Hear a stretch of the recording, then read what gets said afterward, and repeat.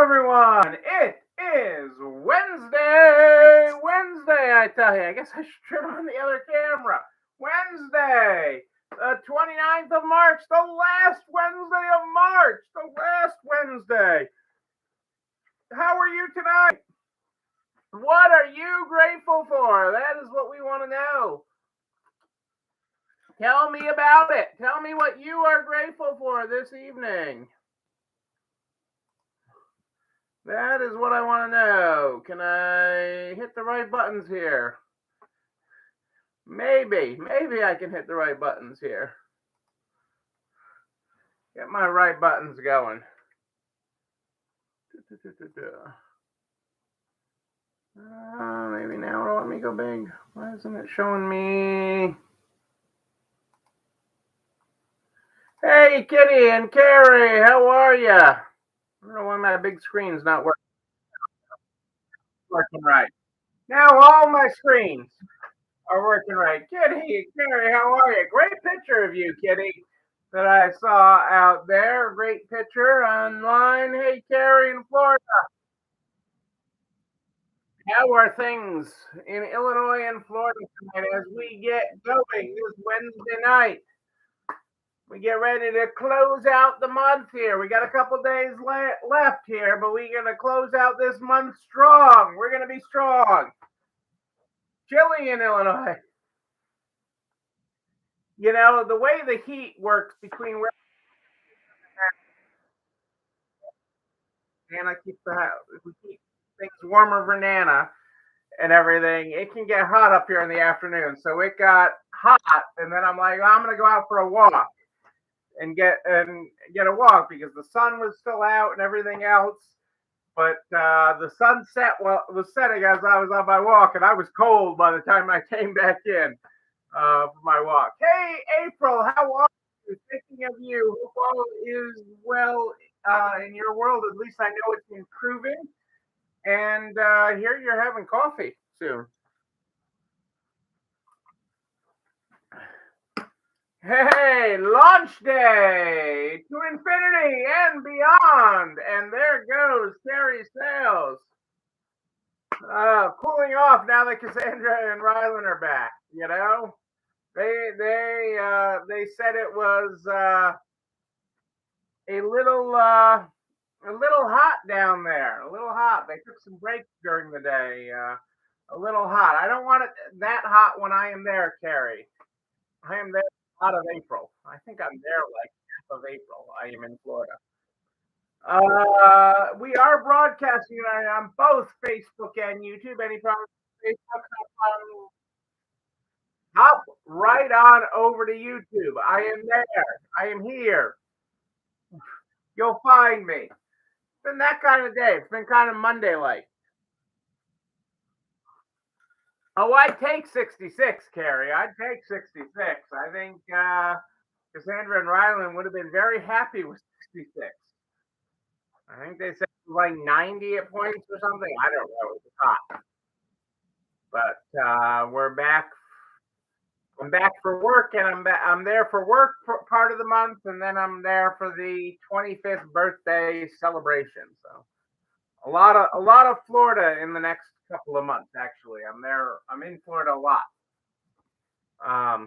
So looking forward to the visits. Looking forward to the visits to Florida. Let's get started tonight, folks. Let's get started with the Stay Positive book. The Stay Positive book is where we start. Tonight we're on page 210. Oh my.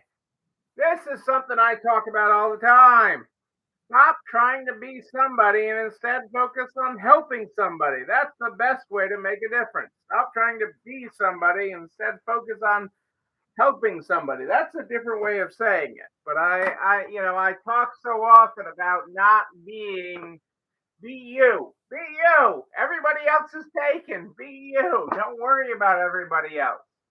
And I know that's easier for somebody else. I mean, it's easier for me to say than for many to do because of the Instagram world that we live in.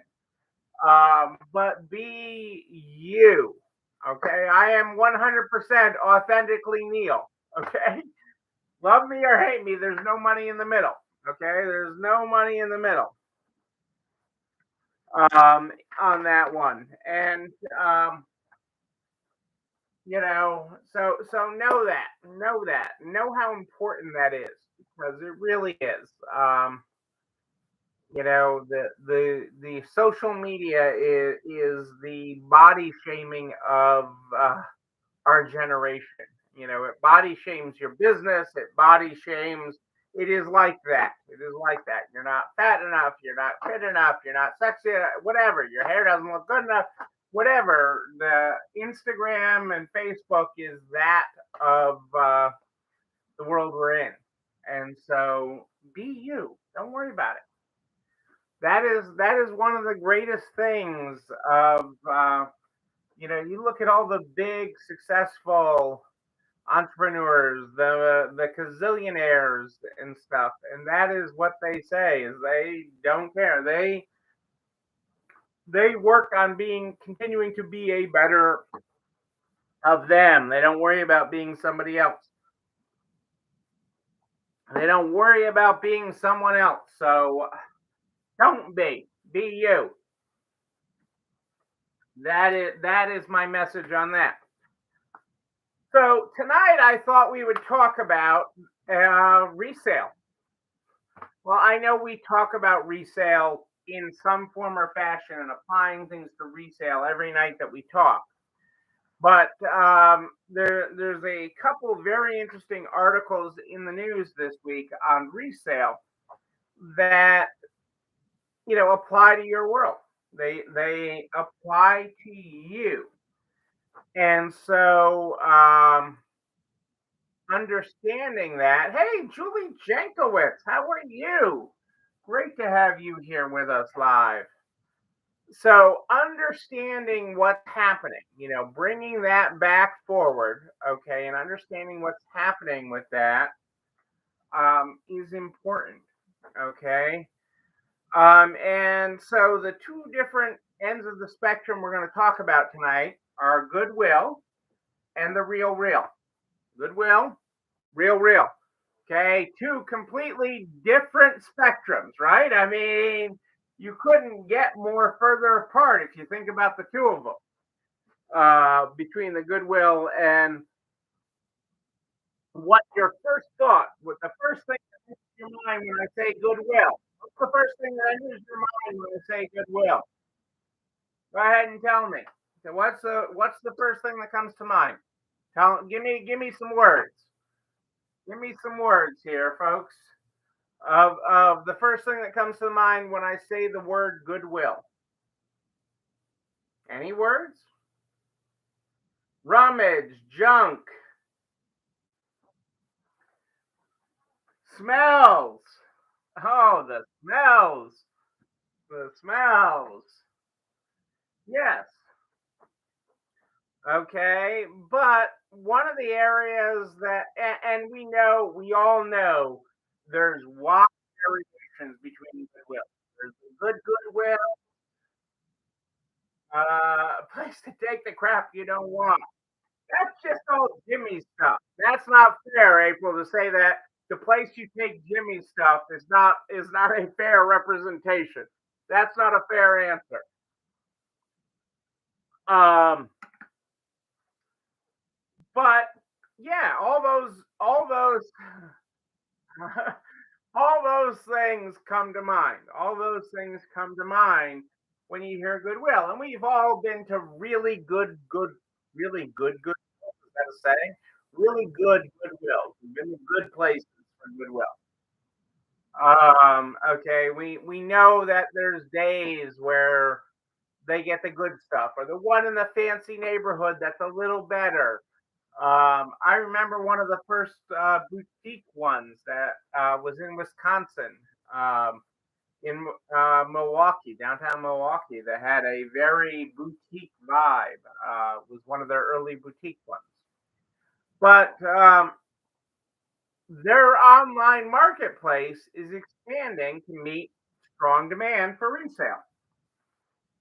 So when they set up their online marketplace, they only let a few. Goodwills are basically regional franchises.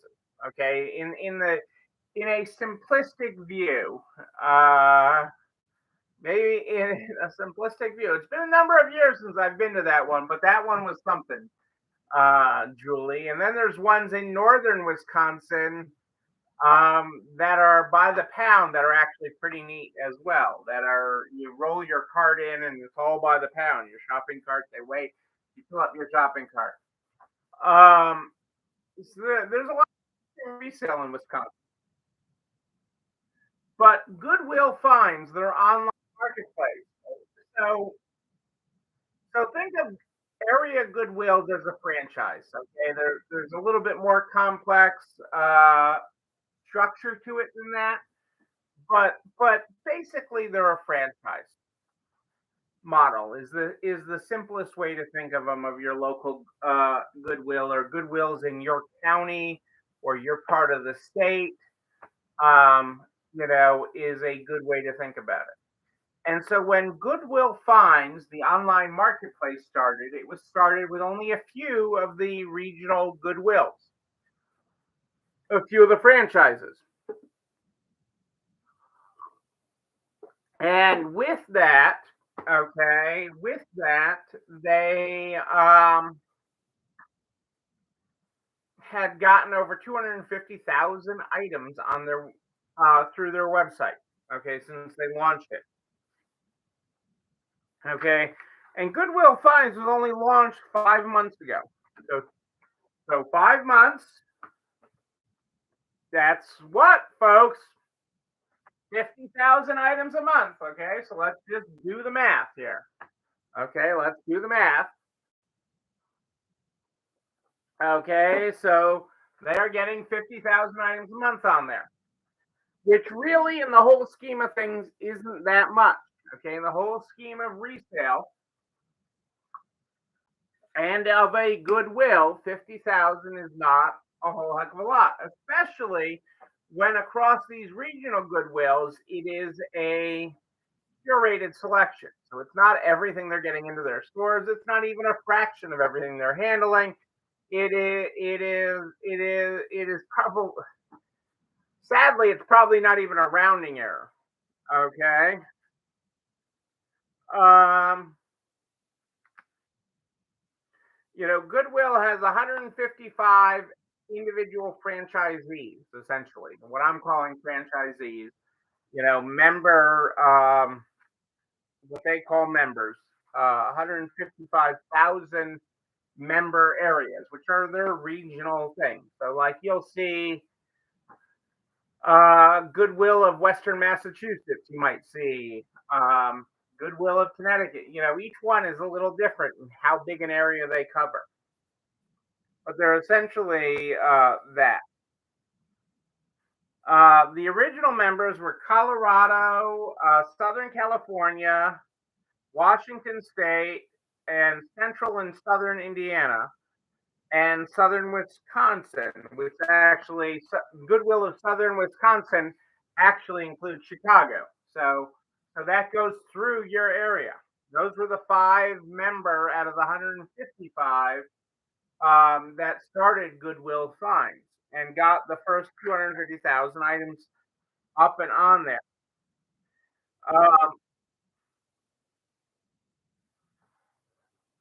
but that's not what's interesting, okay? Because I know most of your numbers that are tuning in, okay, you handle a lot of merchandise.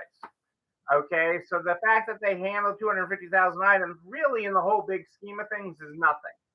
And I don't want you to get hung up on that number. Okay, keep in mind ThredUp's goal, ThredUp, okay, the online marketplace, their goal is to get your order of a couple items. Okay, when you order a couple items off their website, out of millions that are available, they have, I don't know, something, a couple million available at any given time. Okay, I think somewhere between 5 million. Don't quote me on the exact number, but in that range. Okay, their goal is you order 3 items out of a couple of million. Their goal is to get it in a box in 60 seconds. Their goal is to get those items in a box in 60 seconds. So I just want to add that perspective. But I want to learn what Goodwill has learned. Okay. So what have they learned in the 250,000 items not sold but listed on Goodwill Finds? So keep that in mind too. Okay, 250,000 items listed over 5 months, 50,000 items a month. Okay. They've learned a few things. Okay, over half the people that have bought on GoodwillFinds.com have been under 35. Under 35. So we're trending younger. Trending younger. This ain't your mama's Goodwill. This ain't your grandma's Goodwill. Trending younger. Okay, a younger population.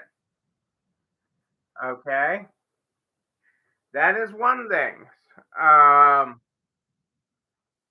But that is a mix. So you have some Gen Z and millennial shoppers. But that also means you have some Gen X and baby boomers.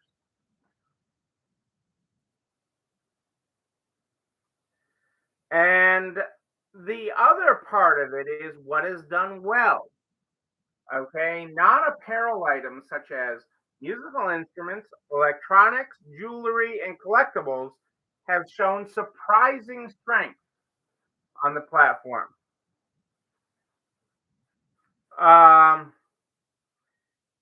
And they're part of this is like most e-commerce. Most e-commerce is a data grab. And that is what they are looking for. They are looking at this to actually provide data because most Goodwills, there's not item specific data. There might be department data depending on the Goodwill. Okay, then you might have department data, but you don't have item level data. But in an e-commerce world, you have item level data. Not only do you know about your buyers, but you know about the items you're selling. Okay. And so filtering that specific information back to the stores about what is actually selling and getting that item on the shelf is part of the reason they are investing in this. That is part of the reason why other Goodwills, they've only had 5 regional out of 155 franchisees. Out of 155 franchisees, you've only had 5. Okay. And that is why the others want to get involved. And you are going to start seeing that grow. Okay. Because they want to grow. They want to have, oh, there's a million items at any given time. They have over 1 million active items at any given time. But there is information to learn from that. And so now is a good knowledge time because you're seeing that. So now looking at the cross section of what they put on there and what is selling for them is a great time to be aware of that because it's an educational opportunity in resale. Okay, happening in real time. So learning from that and growing from that is huge. Okay, so that's one end. So that's Goodwill. The other side of retail that I wanted to talk about tonight is the real deal. Give me your Goodwill words. What are your real words? What comes to mind? What's the first word that happened to mind when you think real? Tell me about it. Tell me about it. Tell me what the words are. Give me put your image to words. Put your image to words tonight. Expensive. Expensive seems to be the popular word. Expensive. Overpriced. Luxury. April's just a humble girl. A humble girl from Nebraska, humble roots. Not my style. Not my style. Well, then I guess I'll knock the real off her birthday list. Not her style.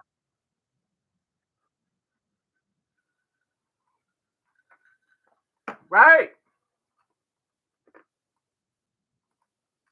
So the Real CEO this week said they have a plan. They have a plan to reach profitability. Profitability. which has eluded, okay, all these online marketplaces are not profitable. It has eluded them, and it involves their plan to, and I'm quoting here, I am quoting, their plan to reach profitability not in 2023, in 2024. So 2023, they're still going to lose money. So we're not even through the first quarter yet, but the next 3 quarters of the year, we're going to lose money. Okay? We're still going to lose money. Okay?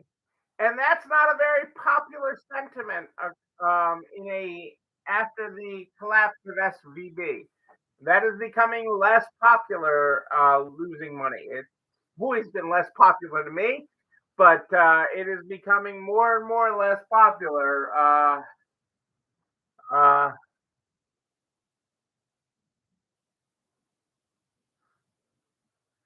well, their whole model is blowing up. Part of it, Heidi, great point, uh, is that the venture capital in all these companies is dropping. I've heard from so many companies that are looking at selling, that their venture capitalists have pulled out, that their intellectual property is up for sale, everything in the online marketplaces. They just didn't have enough runway and enough cash to make it to profitability. And none of them are making money. But the interesting part of this, um, is what they say about how they're going to make money. Okay, so the interesting part, okay, beyond the reality, okay, beyond the reality. And I remember just a couple of years ago, it was, I mean, it wasn't that long ago. So it's probably pre pandemic, more than during the pandemic. Okay, so it's probably pre pandemic. I'm aging myself now. When I had stores freaking out over how much the Real Real was paying for things. Okay, and sites like the Real Real and how much they were paying for items. But it was fake money, and there were a lot of issues with it, a lot of issues. But their goal to make the company profitable is pushing larger purchases and monetizing their data. Pushing larger purchases, so increasing your average sale, something I talk about often. Okay, increasing your average sale and monetizing their data. Their data is their most valuable asset, which makes them a technology company, not a resale company. So increasing your average sale. Yeah, because it's easier to sell the customers you're selling to more. It is absolutely easier. It is easier in your store. You can do this today. Okay? My goal is always that the old retail thing is upsell everybody one item. Okay? That's a bunch of BS. That's a bunch of BS. Okay? But if you can get one item in every 10 transactions, or one item, or two items for every 10 transactions, okay, your sales go up dramatically. Okay, you grow your volume dramatically. It is so much easier to sell those that are already buying. They're already in a buying mood, okay, and they're already buying. It is so much easier. Bought a refrigerator the other day. It was so much easier to sell me the grill that was right next to it. Okay? So much easier. So much easier to sell me the grill that was right next to it. And that was a garage refrigerator for my garage. But spring is coming, so offering things, and I've heard from people this week that are very fancy and I about those, and Rice Krispie treats, the crispery stuff that we sell, and those are all great add-ons. And it's not about adding on to every sale. I was looking at it today, and in the first quarter in my own stores, we have doubled the dollar value of retail inventory brought in this first quarter versus the first quarter last year. Double at wholesale, which is more than double at retail. So finding these items that you can add and grow your individual sales, because the people that are buying want to buy more, want to buy it. And the Real Real knows that. The Real Real has data, and they know, and they are learning how to use it. They don't. I'm not saying they know how to use it yet, but they are learning how to use their data. They are learning how to use it. So think about that. Think about that, because that's really important. It's really important to work with the customers you have, not the customers you wish you have, and that is what the Real Real is saying. So offer more to the customers you actually have, and not the customers you wish you had. That will get you more. That will get you more.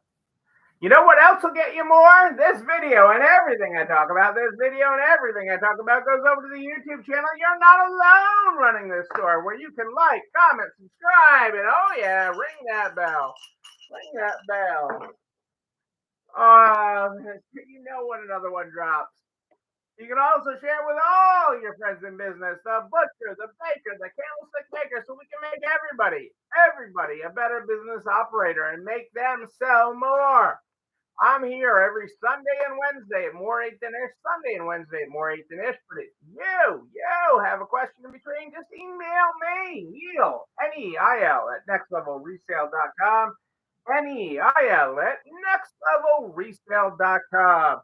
We start the program every night with the Stay Positive book. That's how we roll here. We stay positive. Tonight, we're on page 210. Stop trying to be somebody. Instead, focus on helping somebody. That's the best way to make a difference. Even when the world's at its worst, you can be at your best. That's how real change happens. We create our world inside out. There you go, folks. There you go. Ladies and gentlemen, I am Neil Atkinson. I do like a good party, a wedding, a bar mitzvah. We continue to party. That's what we do. But until then, and until Sunday at More 8 Than Ish, know that you and you, but most importantly you, yes, you're not alone running the store. Have a great night, everybody. I will see you Sunday. It's time for dessert.